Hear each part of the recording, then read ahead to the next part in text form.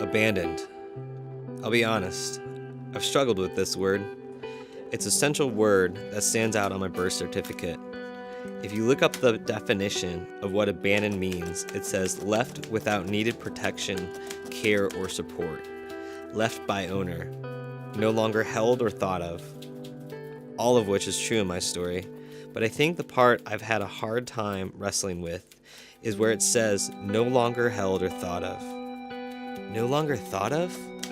Ouch, that itself leaves a wound. Can you imagine a mother who carries a baby for 9 months, delivers the baby through a C-section, and never thinks of the baby again? I find it hard to believe that my birth mother has never thought of me since November 13th, 1984. I've never met my mom. I was born and abandoned at a clinic outside Seoul, South Korea. I can only imagine just the emotional and thought process of her just having me and then walking out of that clinic that day.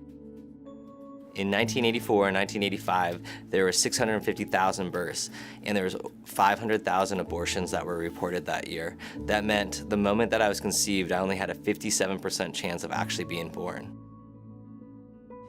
I think I struggled with that feeling abandoned and understanding what my birth mother did until I really understood what God did in my life, as well as what kind of sacrifice she made for me. I mean, the most amazing sacrifice you could ever make, to give up your child for a better life that you know you cannot provide for them.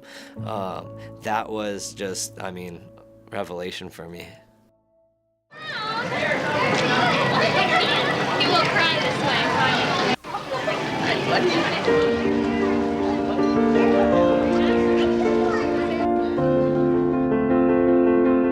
My parents were high school sweethearts. They got married right out of high school, and my mom wanted kids. And so my mom was at work one day and she overheard a coworker on the phone talking about adoption, and she immediately ran over to that coworker and asked for the information, and it was Bethany Christian Services.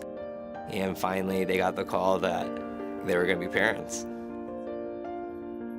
I think my parents had the similar society pressures that my birth mother had. Adoption wasn't as talked about as is now. My parents went against some pressure from internal family members that didn't want to adopt another race into the family.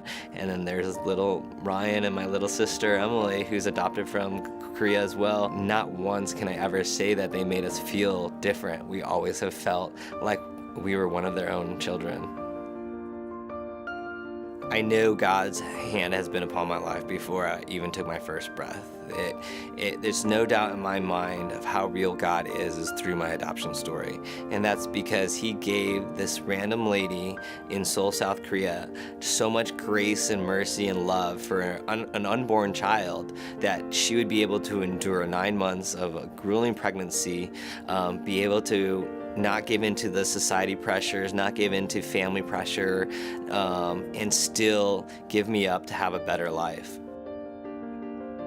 My name is Ryan, and this is my story. A story in how big and real God truly is.